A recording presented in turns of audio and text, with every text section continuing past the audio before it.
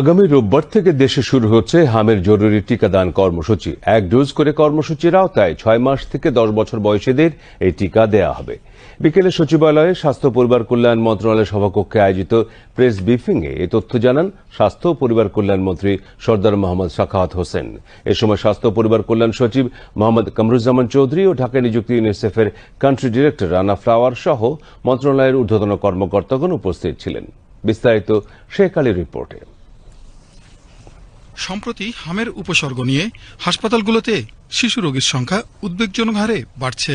এর মধ্যে হাম রোগে আক্রান্ত বেশ কয়েকজন শিশু মারা যাওয়ার খবর পাওয়া গেছে।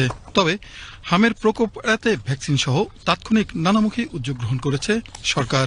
বুধবার বিকেলে সচিবালয়ে হামের টিকা কার্যক্রম নিয়ে আয়োজিত প্রেস ব্রিফিংয়ে স্বাস্থ্য ও পরিবার কল্যাণ মন্ত্রী সরদার মোহাম্মদ সাখাওয়াত হোসেন অতীতে স্বাস্থ্য খাতে সীমাহীন অনিয়ম অব্যবস্থাপনার কথা তুলে ধরে হামের প্রকোপ বাড়ার কারণ হিসেবে বিগত বছরগুলোতে ভ্যাকসিন কার্যক্রমের অবহেলাকে দায়ী করেন। আমরা অতীতের গভর্নমেন্টের মতন এটাকে কোনো গ্যাপ সৃষ্টি করব না। হাম সংক্রমণ মোকাবেলায় ইতোমধ্যে সরকারি হাসপাতালে আইসিইউর সংখ্যা বাড়ানোর পাশাপাশি ভেন্টিলেশন সুবিধা সহ উন্নত চিকিৎসার জন্য প্রয়োজনীয় ব্যবস্থা গ্রহণের কথাও জানান স্বাস্থ্যমন্ত্রী। যত ভয়াবহভাবে মিজেলস আমাদেরকে আক্রমণ করেছে, আমরা তার চেয়ে দ্রুত গতিতে কিন্তু অ্যাকোমোডেট করার চেষ্টা করেছি। কিছু ক্যাজুয়ালিটিস হয়েছে, বাট অবশ্যই বলবো এটা আমাদের অনেকটা সার্থকতা। We have managed it properly. আমরা ওয়ার্ড ম্যানেজ করেছি বিভিন্ন জায়গায় এবং আমরা অতি তড়িৎ গতিতে বেসরকারি খাত থেকে আমরা ভেন্টিলেটর কালেক্ট করে, যেটা খুবই দরকার ছিল, ভেন্টিলেটর কালেক্ট করে আমরা সব জায়গায় ভেন্টিলেটরের ব্যবস্থা করেছি, যাতে করে ভেন্টিলেশন দেওয়া যায়, বাচ্চারা যাতে অক্সিজেন অভাবে মারা না যায়। ওভার এন্ড অ্যাবাভ আপনাদেরকে আরো বলে, গণতান্ত্রিক সরকারের গতিশীল নেতৃত্বে আমাদের সম্মানিত ডাক্তারগণেরও বেশ কিছু অংশ যাদের সেই প্রতিবাসে ওনারা এগিয়ে আসছে। আমাদের এখন রুগী রাখার জায়গার কোনো অভাব নেই ইনশাল্লাহ। ডিএনসিসিকে আমরা 1000 বেডের উপরে দিয়ে রেডি করেছি।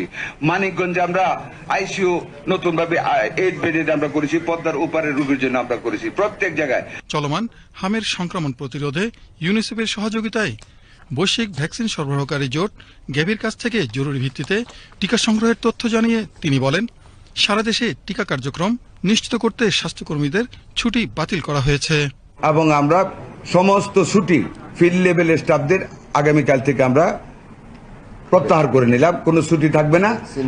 ভ্যাকসিন যারা দেবে তারা সকলে under the supervision of the local officer তারা থাকবে, মাঠে থাকবে এবং কাজ করবে। যেই জায়গাগুলি আমাদের সবচেয়ে বেশি এফেক্টেড উপজেলা, UNICEF has got that list.